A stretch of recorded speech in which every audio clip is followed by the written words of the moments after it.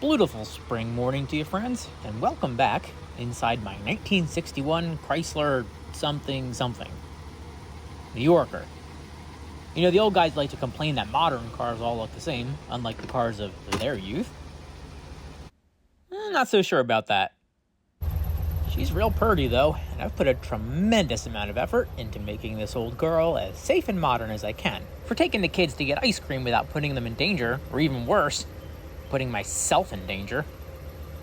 First and most importantly, it's got Bluetooth for playing modern boom boom music.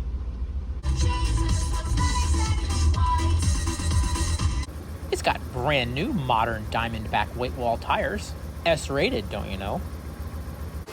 And if I'm ever able to persuade the guys from Carb Cheater to develop support for independent cylinder banks, it'll have computer-controlled carburetors too.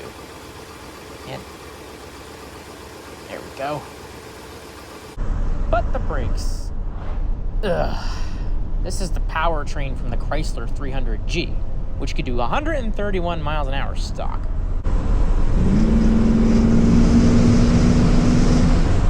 Oops, don't hit the Amazon truck.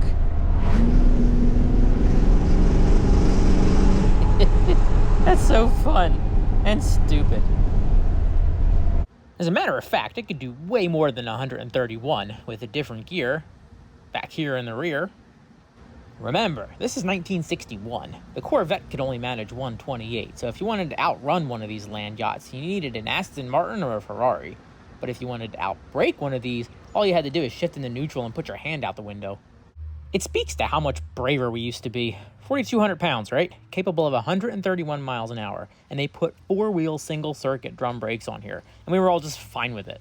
Listen here, young man, we grew up with drum brakes and no seatbelts, and we all survived. Except I can Google the statistics pop up, and a lot of you didn't.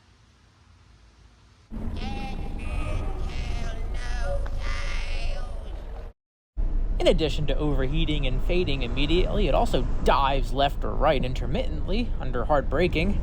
Thought it was broken, but those in the know call these Chrysler mystery brakes because you never know which way it's going to dive and when it's going to do it. So, with some help from the classic Mopar community, I'm going to upgrade these front drums to discs, and I'm going to swap out the cylinder for a dual circuit master cylinder. So if I blow a rubber line out on 309, I'll be able to hit the car in front of me straight on at 30 instead of sideways at 60. It's the little things. Unfortunately, I blew my budget on the shiny new white wall tires, so this is going to be a Junkyard build. Fortunately, I just so happen to own a Junkyard. At a minimum, all I need are the spindles, calipers, rotors, and hardware from a Malaise-era Mopar, and that is what the previous hoarder specialized in. We got old AMCs and Mopars all over Lazy Acres, and the 76 to 79 Plymouth Volares have everything I need, as long as I can jack it up out of this primordial ooze here. This property is already paying for itself.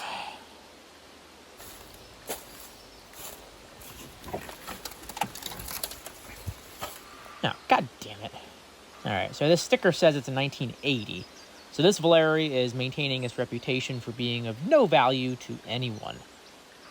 I'm going to pop over to a slightly larger and more professional Junkyard. Look, it's the place from the hoodie. Too hot to wear a hoodie, though. The weather's hot, too. $2, cash only. Let's see how this goes over. Well, she took it. Seemed a little annoyed, but that's fair. They don't have anywhere in the register for those bills. There's two kinds of men. The kind that treat Junkyard visits like a fun adventure, and weirdos. People complain when I call it a junkyard. Apparently, I'm supposed to call it a salvage yard. Like I'm going to offend the yard by using the wrong pronouns. If it didn't want to be called the junkyard, then why does it have a Ford section? No lowballers. I know what I have. No lowballers. I know what I have. No lowballers. Pop? It's a Mopar Slant 6 with front disc brakes. Here's a series of words that have never been strung together in a sentence before. Woohoo! A brown 78 Aspen. It's exactly the car I was hoping for. It is mint in here. Doesn't even stink that much. Got grandma's upholstery. Got keys. Nothing. Check the glove box for goodies. Oh, something in there. Off-brand jerky. There's still some in there.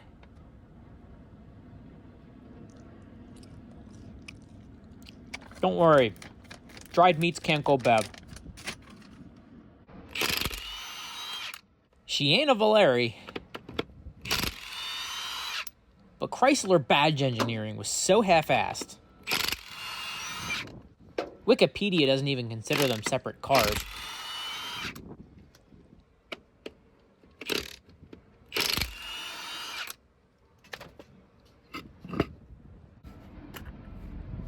I'm going to have to straddle that fine line between cheap and sketchy. So I'm going to splurge on pads, rotors, and rubber hoses, wheel seals, and wheel bearings too. But I'll reuse the spindles, ball joints, castle nuts, lug nuts, hardware, that sort of thing. I bought that sandblasting cabinet for a good reason. And I don't know what the reason was at the time, but sale is a sale, you know? If I don't buy it, some other jerk-off is gonna buy it. You bitch.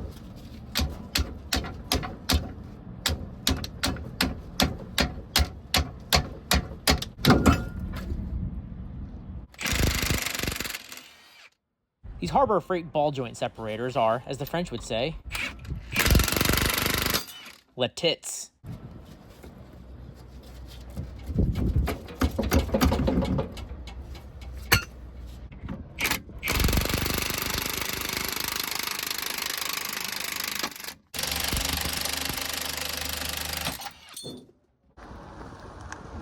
Adios, paraíso.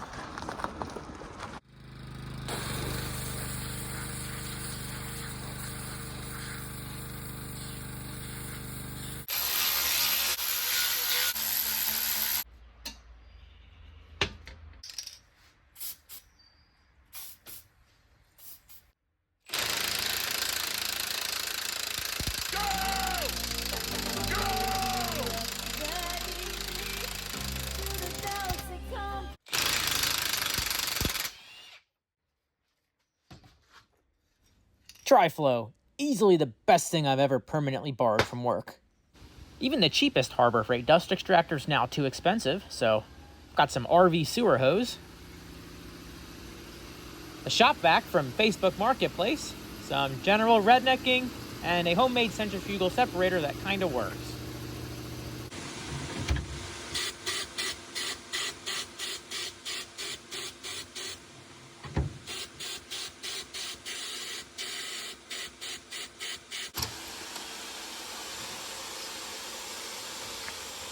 Oh yeah. Whoops.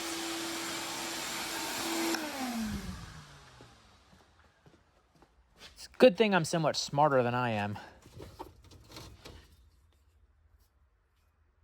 Always dispose of used media properly.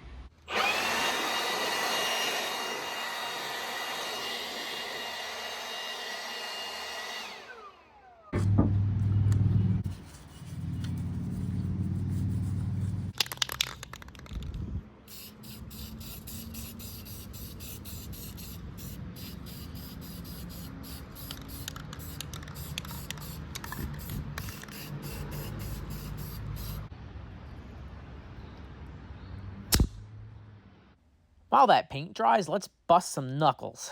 I like the top-down approach to wrenching in foreplay, so I'll start with the dual master cylinder conversion. I'll put a list of every part I use in the description for you poor devils who actually hope to learn something from this video.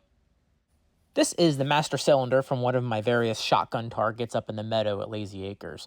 I asked my son if he wanted to perish in a mangled heap of crumpled steel, burning flames, and broken glass, and he didn't seem overly enthused, so instead, I pulled out my phone and ordered a fresh reman unit from Rock Auto instead.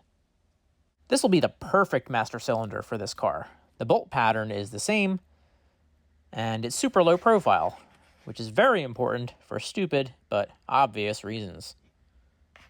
and it'll fit right in with only 2 minor modifications. Firstly, this is a drum cylinder, and with God as my witness, this car will be disc drum by the time I'm done. Master cylinders for drum brakes have little 10 psi residual valves to keep some pressure in the wheel cylinders. It keeps the cup seals from getting sucked in when the cylinders retract, which would lead to air leakage. On a disc brake, it's going to cause the calipers to drag and overheat. So identify the front brake port. It's the one with the bigger reservoir, usually.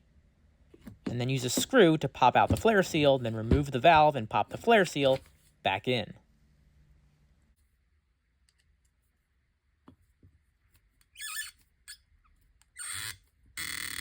These big pliers with side cutters work great. Just lovingly, but assertively, pull out the seal. Screw and all. Remove the residual valve and then press the flare seat back in. The second modification is even easier. Let me show you.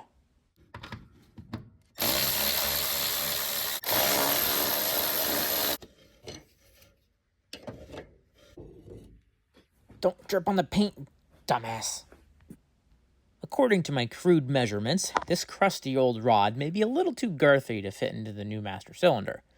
You could embiggen this tight hole, but in the interest of being able to replace this on the side of the rotor in a parking lot at some point in the future, because it is an offshore reman after all, I'm going to sand down the push rod instead.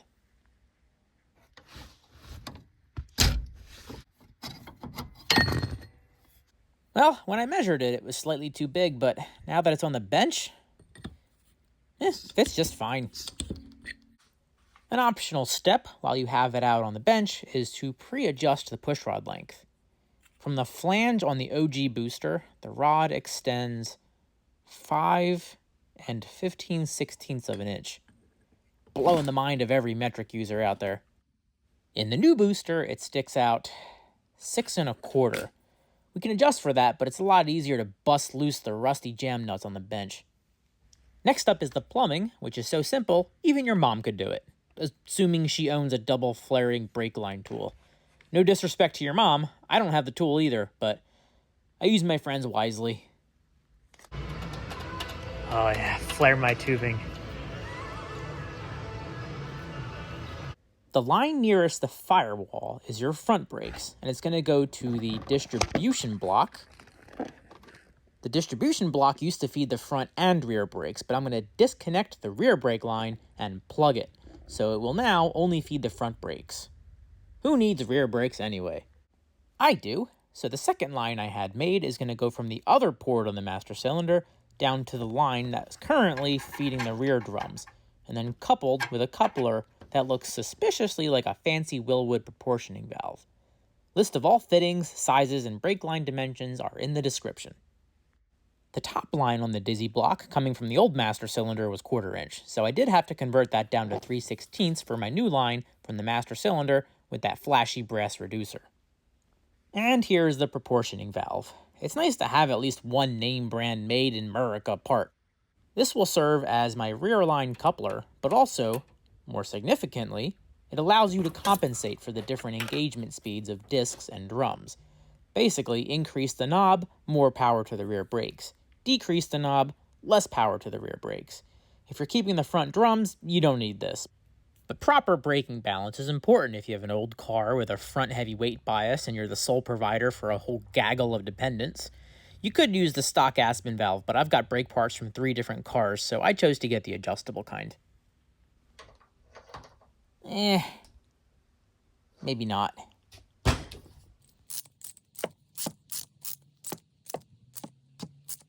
Distribution valve installed, conveniently right next to the exhaust header, so if I ever have to adjust it on a cold Pennsylvania winter day, it'll keep my hand nice and toasted. Not gonna bother bleeding the brakes just yet. Got more parts to install.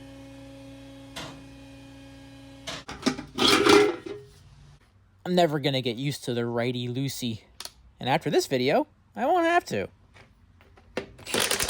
Oh, who left it on Canadian? Put it on American.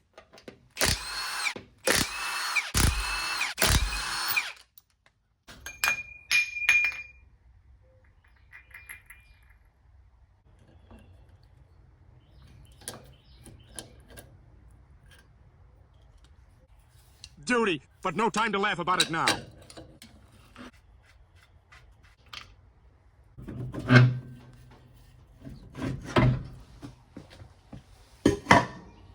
For demonstration purposes, I've taken the liberty of breaking off my seized cotter pin in the tie rod end. I just want this video to be as accurate as I can for you guys. It's not going to be my problem. It's going to be future me's problem. Fuck that guy.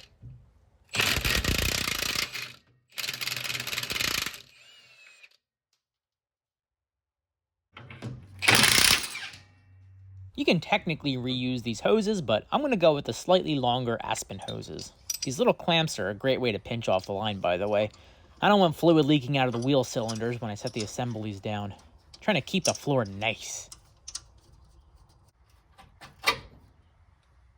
Never use box end wrenches on brake fittings. Only use flare wrenches. All of my flare wrenches happen to be metric because I was born a Toyota guy. Damn the torpedoes. Fortunately, these fittings are only a year old.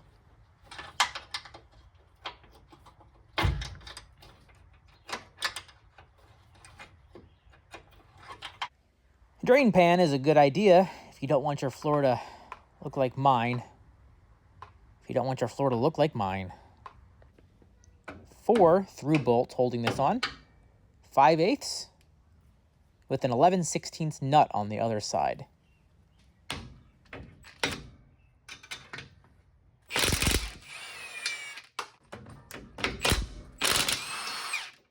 Two of those 11/16 nuts are castle nuts with cotter pins.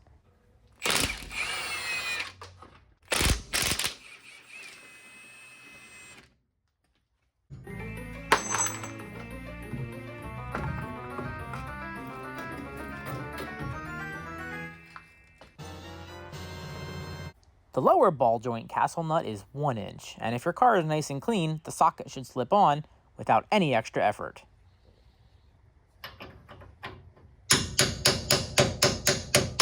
A 1E and a 2E and a you know what to do.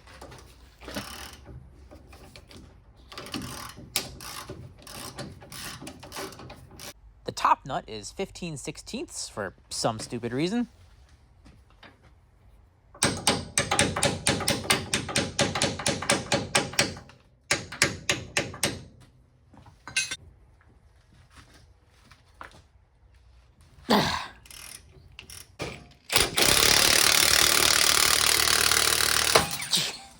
Scares the shit out of me every time.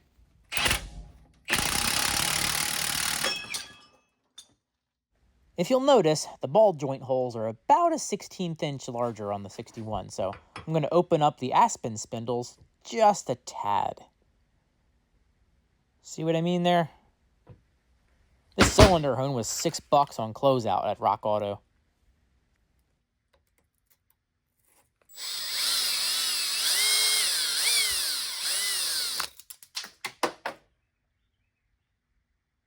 Did I mention it was $6? There's a tool for every job, and it's me. Fresh from Amazon, the cheapest Chinese 7-degree ball joint reamer. Put it in the drawer with the tools you'll use once and never touch again. A reamer this size requires cutting fluid, and lots of it. Goddamn genetics! Slow and steady. We're reaming, not racing. You can always take off more, but you can't put it back.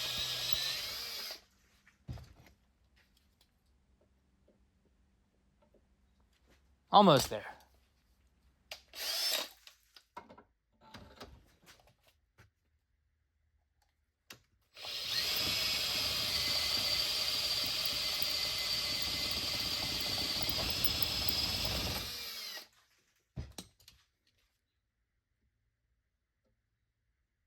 Unless you want to have the turning circle of a small planet, say Mercury, you're going to want to get your angle grinder and very carefully chop that factory steering stop down.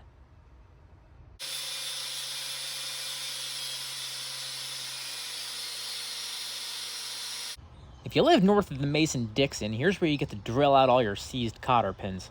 It's like past me just powered through them with the impact with no regards to me. F*** that guy.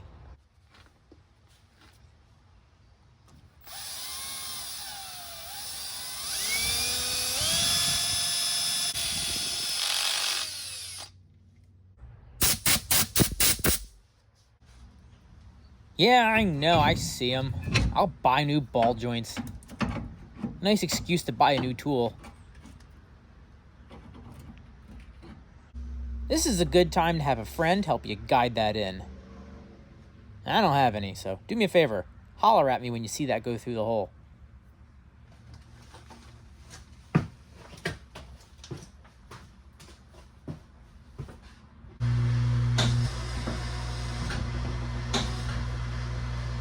Is it in? No! How about now?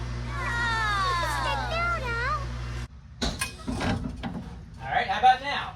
He did it! He did it! Yay! He did it! Upper ball joint, 100 foot-pounds. Lower ball joint, 115 foot-pounds. That's 115 plus however much you have to tighten it to get the new cotter pin lined up with these weird old-timey 180-degree castle nuts.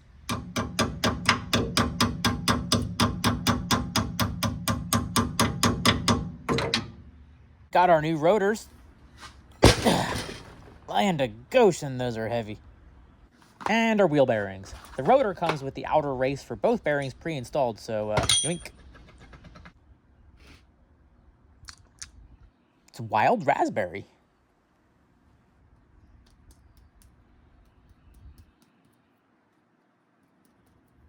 I guess I should have worn gloves. I just like how it feels on my bare skin so much better. You're going to need wheel seals, so get your wheel seal installation tool.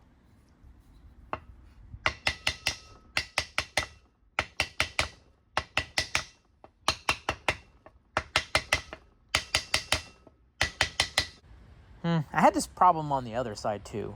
All the parts are for a 78 Aspen. I cross-referenced Rock Auto and Amazon, like a good mechanic, and still the cotter pinhole is 3 millimeters off, no matter how much I yell and curse at it. As with most offshore parts, I blame China.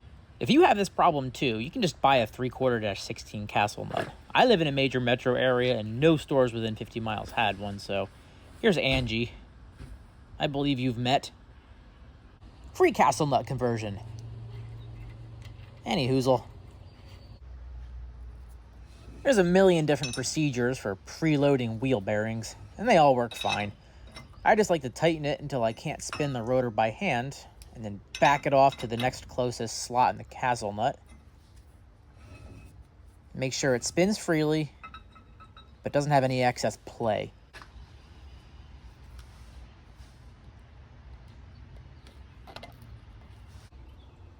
This stuff works great, but this stuff works great too, and it isn't chlorinated. This message is brought to you by the American Society of Clinical Oncology.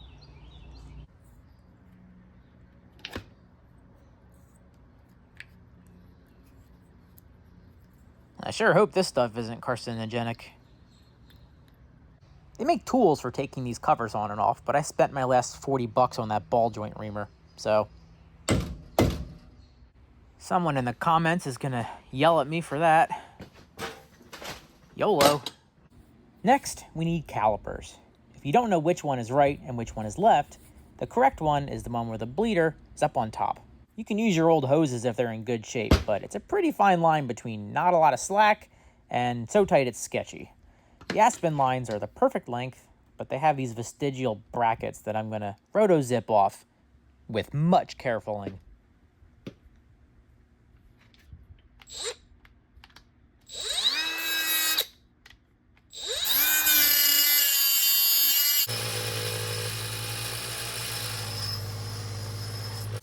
Deburring seemed like a good idea. Don't forget your copper washers. The pads are two different sizes because Chrysler.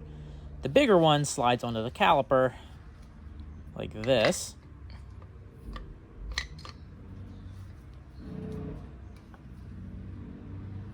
My caliper brackets are still attached to the calipers at the junkyard. 2 hours away. Oh God. I am become error.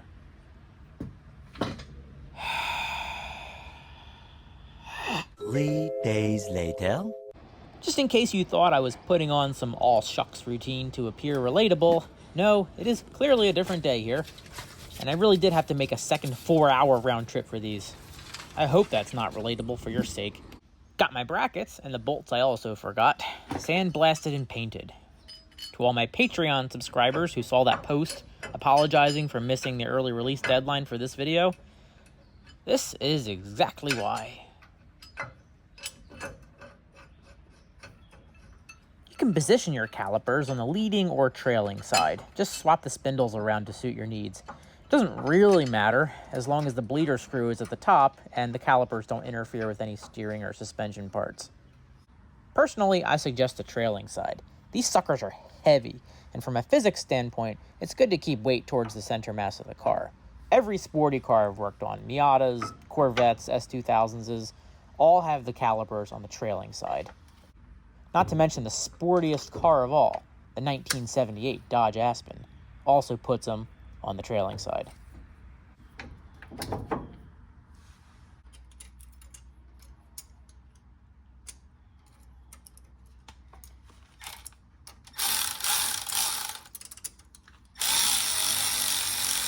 The angle on this hose end is a bit too high, so I'm just gonna... See the 2-inch gap between the hose and the stabilizer bar? They were rubbing before, and I did not like it. Now we can install the tie rod end. I just didn't want to have to fight the steering rack while I was maneuvering the spindle around.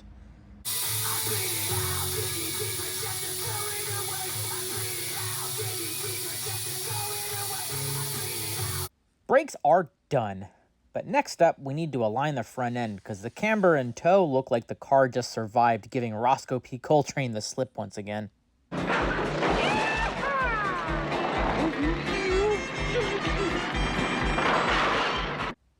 I think I'm gonna have to make the alignment a second video because that says AM, not PM, and both the watch's battery and mine are down to about 4%.